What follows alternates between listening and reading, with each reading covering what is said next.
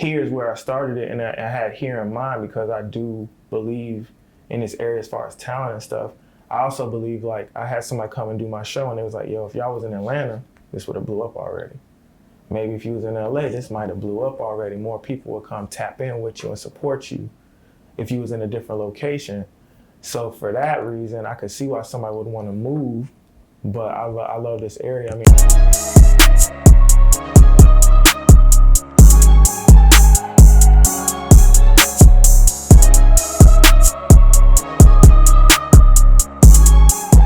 yo, this Dean, Kadeem from Just Another Podcast, Just Another Media Company. I'm here on Tidewater Waves.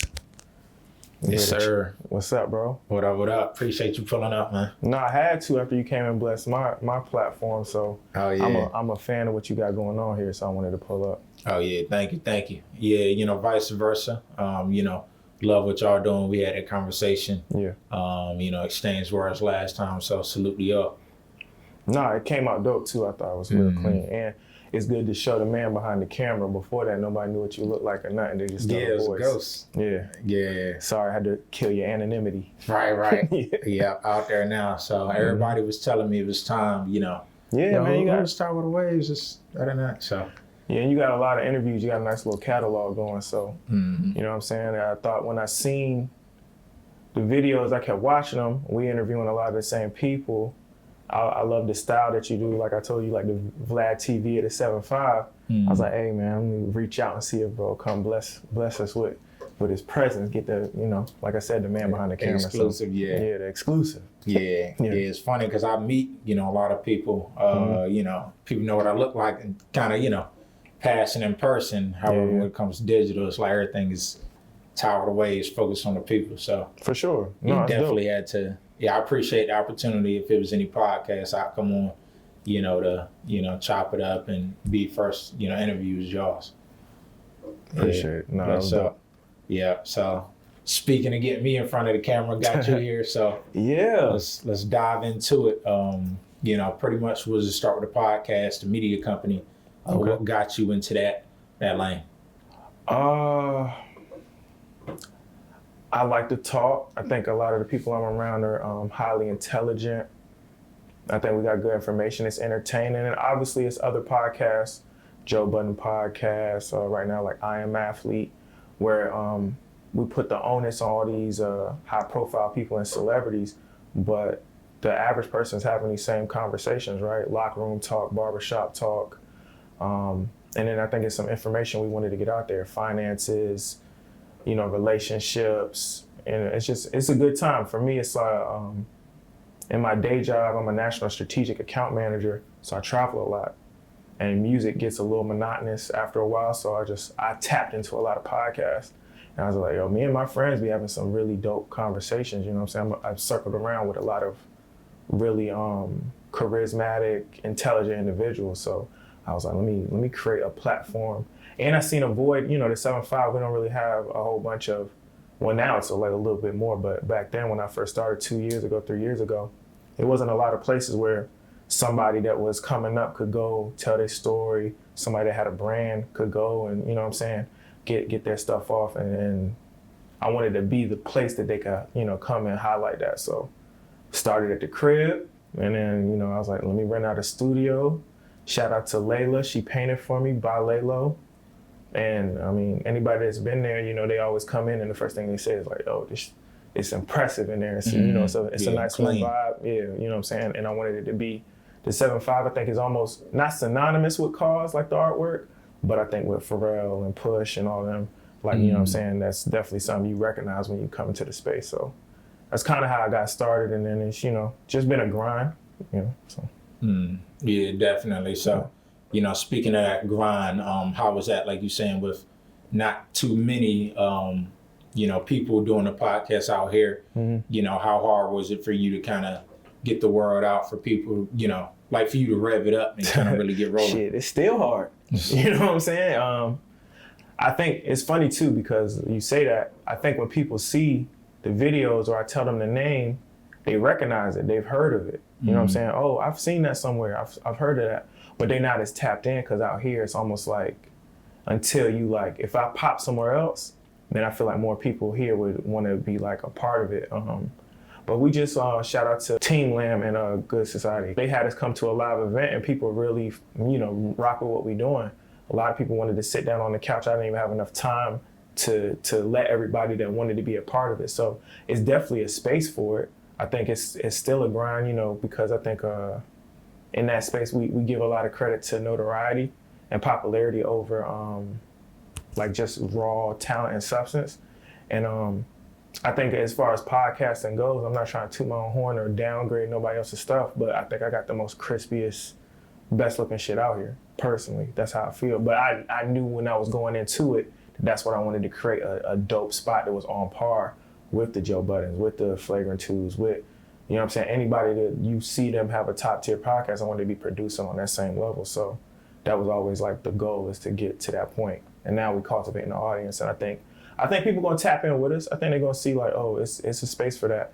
And it might take a cosign from somebody big in the area, or it might take, I've had legends on there. I'm gonna say you a legend, right? You started something that's dope, but I've had Bimmy from Supreme Team. He came and blessed us. I appreciate that. No, I mean, anybody that's like, to do what we're doing and to try to create your own platform is daring, bro. Because it take a lot of time, it take a lot of energy. Like before we started shooting, you asked me like, yo, who all do? I do the editing. I bought the cameras. I paid to get it painted. Like I put a lot of energy to it, and I'm self-taught. You know what I'm saying? I ain't even go to school for that. I went to school for finance. Yeah, salute. You know what I'm saying? So and it's getting better and better over time, but it is a grind. So I appreciate anybody that looks on it and be like, damn, that jump's fire. And most of the time when people come and they interact with us and they see like, oh, it's a fun time. These people are real cool. It's just a lot of smart individuals in the room. They be locked in. So we're gonna keep pushing. Like the only thing that can stop me is me. So yeah. So I ain't know that about self-taught. So what was that, bro? Yeah, like just I'm gonna pull up YouTube and figure it out. Out of necessity. Okay. Because at first, when I first started, I had a videographer, I had an editor, I had different people helping me, but everybody not gonna see your vision, or at the beginning, ain't no money to be had, right? Like you doing it off the love, right? So everybody that's a part of it, no shade to any of them, because that we got to a certain point with them, but when they went their separate ways, I needed to keep going. But I didn't want to fall off like, you know what I'm saying, on the quality type. So I hit the YouTube University, just like anybody else can, and started learning like how I use Final Cut, how I use Logic, what's the best mics to get. At first, when you don't know what you're doing and you ask other people, you almost put yourself behind the 8 ball, because ain't nobody, you know what I'm saying? Like when I wanted to get microphones, it's like, oh, you should get these. But I had to do the research myself. Anything else I would get for me, I would do the research myself. So I had to apply that same logic. So as you see, like if you watch the videos from the beginning, over time the microphones get better, the camera quality get better, everything is changed up. And now when you see it, that's 100% me shooting it up, everything. Like we set the cameras up. Shout out to my dude B Hood. He panned the cam. We work on just getting good angles, and then slowly but surely I've been getting better and better at the editing myself. Yeah, I gotta say hats off, because that's something I've yet to really tap into. Like I just told you before the interview, like different angles and editing style. My shit is pretty, simple all the way through. It's so when I see that, though, bro. Yeah, it's still a nice little setup you got up in here, bro. Yeah, so when I see your stuff, it's like, damn, that's like you said, it's top notch. With other podcasts. And trying to be, they shoot it up with the reds, and they, that's a different tax bracket. I would want my show to be generating that income before I went all the way on that ledge, but it's still it's gonna be different stuff you want to do. You know what I'm saying? Where even the interviews like this, you'll see, like if you watch Vlad, you'll see like, oh, he do got 2-3 cameras in there. Like now I look at it like you almost reverse engineer it, like how many cameras. And then I've been to a couple, doing this, I've seen some of the bigger shows. I know everybody's upset about Fresh and Fit, but when I went to their studio, it was like 14, 15 cameras in there. Damn. They got mics on. They had all the SM70s. The lighting and it was crazy. And it was just everybody's upset with them, but it's inspirational. And then they literally are doing 3-4 live shows a day. So then you see the grind. They got a dude behind the camera, hitting the switcher while they on the live. It's crazy. And that's just like, that's the level you want to be at. So when you think about a Joe Budden podcast and you see they got a wide and then everybody else got a camera and then how many mics it is, and you just reverse engineer like, okay, I want to do that. And that's how you can plug in and then keep elevating to that level. Yeah. And I probably, to be really real with y'all, I sprinted. I came out the gate spending, if you got a little bread, you want to spend it. So I spent it. I spent a lot of money on that paint. I spent a lot of money on cameras, and a lot of that stuff, if I was starting a new podcast, I would grow into it. You know what I'm saying? I would start off, I would still get a good camera, right? But I wouldn't have bought 2 and 3 of the bitches. I wouldn't have went and got all the mics. I've changed mics 3 times. I probably bought 20-some mics. Mics expensive. Yeah, I probably bought 20-some microphones since I started doing this. And then I landed, in doing my research, I was gonna go for the SM7B is like the Shure mic that everybody uses for podcasting, but they have a MV7 that's a little bit less expensive, but it's like, it's dual function because it's a USB-C, it's a USB mic and it's an XLR mic. So then it's like, oh, bet. And you're getting almost the same sound quality. But that's when I started doing everything myself to get into like knowing what I'm buying, what I need. You know what I'm saying? Okay, what do I want to do? Oh, I want to have sound effects. I want to have soundboard. Which one do I want to get for that? Well, this one might have 4 inputs. This one might have 6. You got to look into that. So that's really where I started like really dialing in once I had to do everything myself. Okay. So, looking back, we already done that. I want to look forward. So like you're talking about that next level, where would you stay out here? Like in terms of like setting up your podcast, or where's like your dream location? It's weird because that's a good question too. Because really like here's where I started it. And I had here in mind because I do believe in this area as far as talent and stuff. I also believe like I had somebody come and do my show and it was like, yo, if y'all was in Atlanta, this would have blew up already. Maybe if you was in LA, this might have blew up already. More people would come tap in with you and support you if you was in a different location. So for that reason, I could see why somebody would want to move, but I love this area. I mean, I got a family here, I got family here. So right now that's where we at. Moving just seems, moving wouldn't be based on the show. You know what I'm saying? The show, I'm not a one-man band, but I'm kind of a one-man band. So the show go where I go. Podcasting and doing video stuff, YouTube stuff is taking me a lot of different places. I'm going up to Maryland this weekend to shoot something for somebody. Like now I'm like behind the scenes shooting other people's stuff too. So, I mean, I travel a lot, so it's easy to be like a little mobile. So I think for now, this is gonna be home base. The only way it would change if like I want to move somewhere, if I want to move to Atlanta again, or if I want to move to Texas, like my girl be wanting to move to Texas sometimes. So that's the only way it would. So it's not a bad place to go. It's not. Or It's like not. just It's not. Depending on the angle you're looking at it from. Yeah. So when I think about moving, I don't even think about it in terms of like the show. I think about it in terms of like my Lifestyle. actual personal life. Yeah. Lifestyle. Where I'm gonna stay, if I want to buy a house somewhere else, stuff like that. I don't really think And about then it. you just make it work because all of this stuff is really everywhere anyway. Yeah, digital, exactly. so. Yeah, it's digital. So I don't really like the Zoom podcast. When people do them over Zoom, that's not really my thing. I like the in person, but it's part of the game. So Word, solid. So, also, you were telling me you did music. Yeah, you want to get into that? Man, that was so long ago, bro. I was saying, we was talking about the library, and I was just reminiscing on back in the day. I used to date this girl. She went to William and Mary, and they had the studio in the library, and we used to rap. In high school, I think I was pretty nice. But everybody say that, right? So if you in the comments and you know when I used to, give it up like that, let them know I was all right. But I don't do it as much no more. Sometimes I'll hear a beat and I'll like put some words together in my head. Everybody that used to do that, you'll still tap into it every once in a while, but it's not something I'm not actively writing. I don't be like, I think about creating content as far as podcasting, YouTube, car reviews. I'm down to shoot. That's where the media company come in, right? Like at first I started just doing podcasts, but then me and my girl started shooting YouTubes. We're doing product reviews on baby stuff. We doing, shout out to our channel, Relationist. We doing couples therapy, sitting there talking about issues we're going through. I look at it down from like, that's my creative lens. I think when I was younger, I was way more creative. I used to go to summer school for art. Like I used to draw and all that shit. But then when you're younger and you try and get to the money, you start focusing on money. Those are things you got to keep cultivating. Mm-hmm. So I had a shift in my life when my mom passed, and it just made me want to do things that I was passionate about.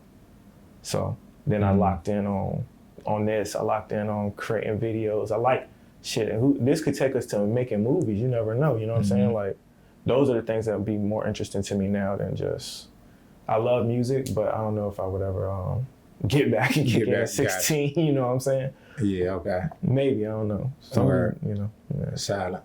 Yeah, I wanted to bring that up. You still got the music here, I'm sure. Yeah. You know? Oh, no, I love music, bro. I love music. That's part of the reason why when I'm, the artists that come on my show, I'm listening to what you're saying. Like, I'm really dialed into the lyrics and stuff. So, no, I love music. You know what I'm saying? Love music. Yeah, word. So how you feel about the music scene out here? Just from the artists you come in contact with? It's a lot of talent. Yeah. It's a lot of talent across the whole, like, diaspora of music, right? We got the trap rap, we got dudes that could do drill, we got people that are, you know, real hip hop. We got a little bit of everything. I just think sometimes you just gotta, I hate saying, you know, I think it's Jay-Z said it, crabs don't belong in a barrel. Like, people talk about crab in a barrel mentality, everybody pulling you down. Crabs don't belong in a barrel. We gotta get out that barrel mentality. Like, it's enough for everybody to eat, it's enough for everybody to get on. And if you on, you should be trying to pull somebody from where you from on too. Like, you should be trying to pull people up with you. So I think the music scene out here is fantastic. I mean, like I said, the event I was at the other day, there was I heard a lot of good music in there. And not even just people rapping and singing. It was a dude in there on the saxophone. Yeah. It's a lot of that, bro. It's something in the water. They ain't just saying that because it sound cool. It's a fact. I bet he used the labs. I got a couple of labs. I could have brought them Jones. Oh yeah, labs are nice. Yeah. I don't really I use them. I've used them for, like, when me and my girl recording, but, you know, she like to move, and then if it's not there, then you hear that shuffling sound. Yeah, I hate that. And I just aesthetically, I like the way microphones look when people talking into them, but I don't know. Even like, you know, boom mic or just having some type of that studio feel. Yeah. Dope. So sorry, you like this dude get into the technicals on the equipment matter, bro. Yeah, hell yeah. Nah, that's what I'm learning, you know, because just starting here and it's like, you know, all the, you know, you got to have your audio right, hooked up, this and that. And that was something that I never really got into. You know, I do it for the interviews, but, you know, always still learning something. Trial and error, bro. And then just, like I said, whoever stuff you watching or listening to, you'll see like I mean, the mics that they using on the Joe Budden podcast are crazy, like expensive. But you'll just see like how they set it up. You know what I'm saying? And I don't know, whenever there's a product or something that like me and my friends are trying to replicate or be in that same lane, you always got to reverse engineer it. You know what I'm saying? Yeah. So, you know, jumping into the equipment, you know, like how, cause like you bought all the mics, 3 cameras, you know, how excited were you then versus now? And it's just kind of like, all right, you know, is that kind of excitement still there? So when you looking at cameras, or you just kind of settle down a little bit?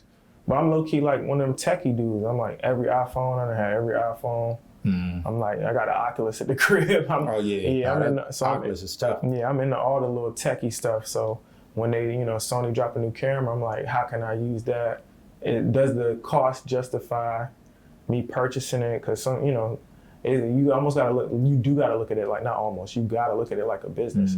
So it's like now I'm like, instead of just buying stuff because I can afford it, I'm like, let me see like how can I make my money back on this? How long will it take me to, if I invest in this equipment in the show? But I mean, you know, you got some cameras that have 30-minute record times. You got some that don't. You got some that do 1080p. They might not do 4K. They might, you know, the lens matter. Like what lens you got on there? What's your aperture like on there? Like all that.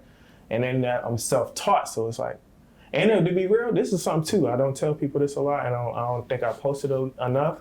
I'll do the intern thing. Shout out to Footage by Fame and Virtue.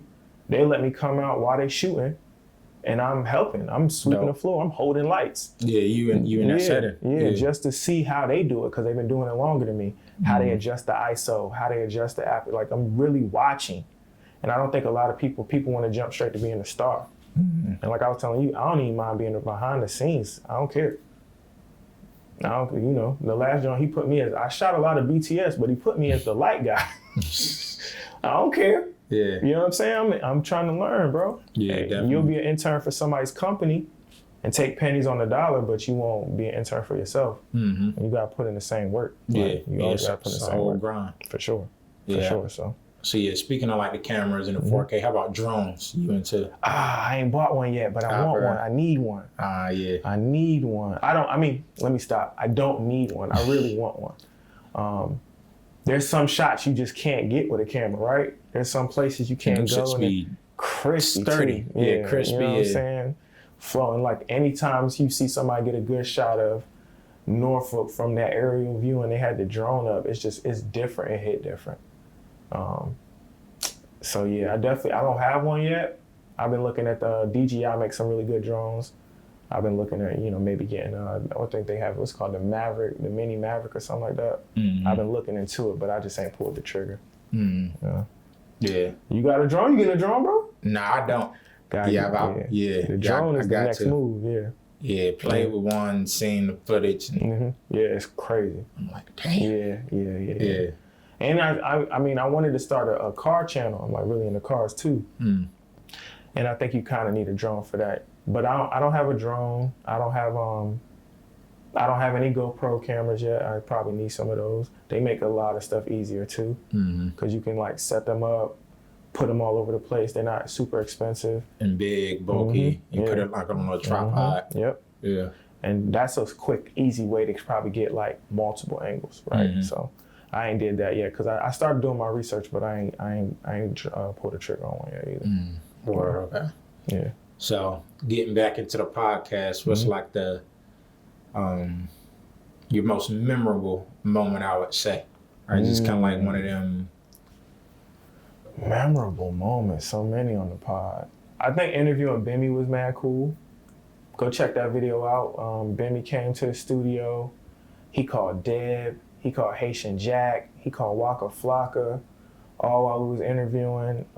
He had really good gems for us. You know what I'm saying? And he sat and kicked it with us for a minute. Like, that was fire. That was fire. And then, like I said, just going around and being able to see what other people are doing in the podcasting space that are above where I'm at, where I'm striving to go to.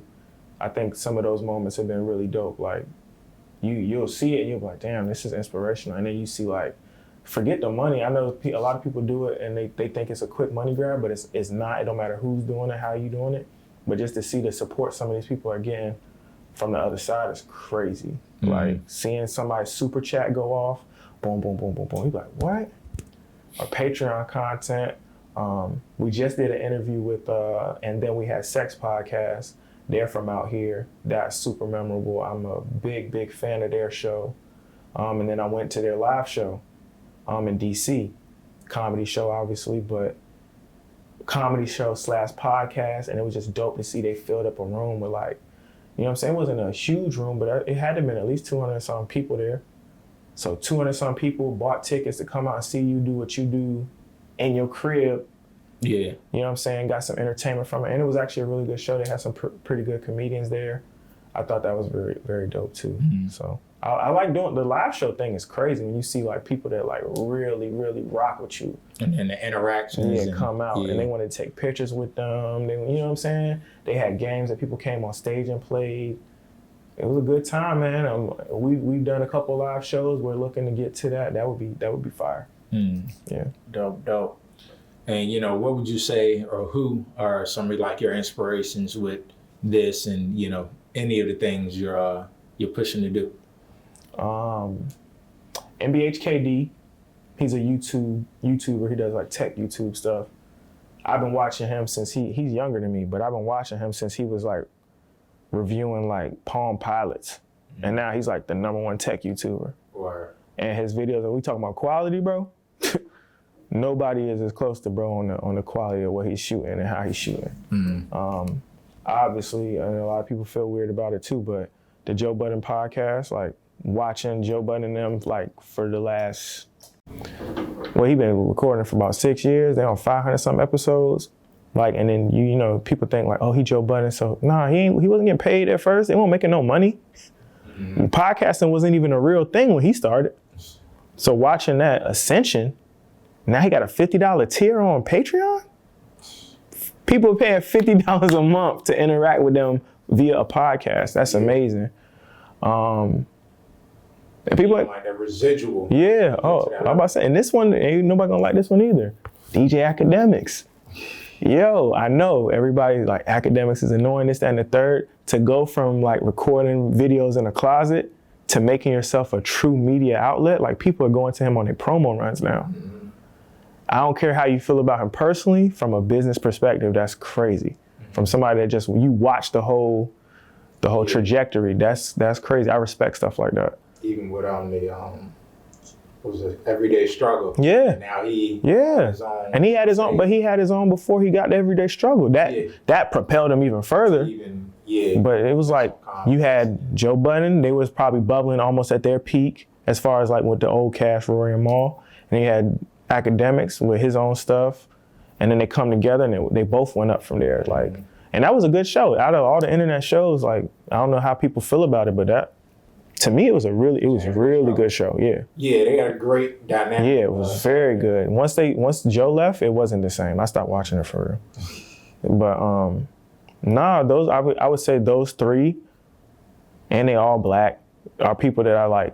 When I watch YouTube, I love. And there's a lot of good YouTubers out here that people don't know about. You know what I'm saying? My homeboy Mr. Make It Happen does the cooking videos. They out of here. Oh yeah, he was going crazy. Going crazy and taught me how to cook. Shit. I mean, during the pandemic, he broke out a great business model. It's all-purpose seasoning. Yeah, hey Matt, you owe me for this ad, bro. Oh, that all-purpose seasoning is a must.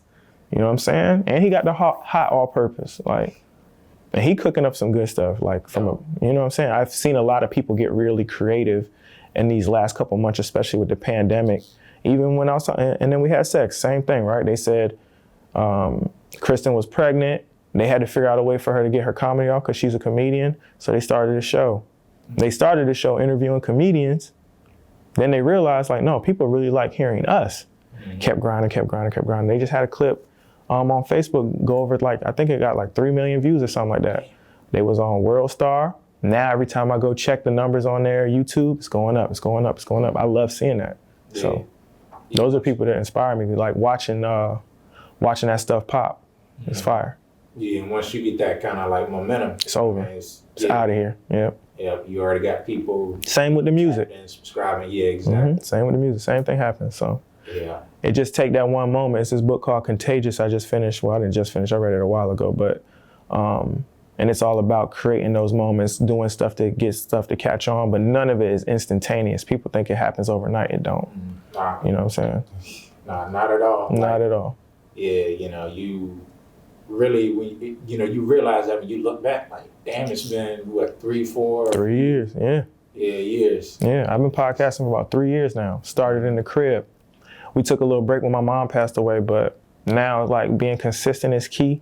So it don't matter who show up. If I'm the only one in the studio, I'm shooting an episode and it's coming out by Thursday. It don't matter who's there.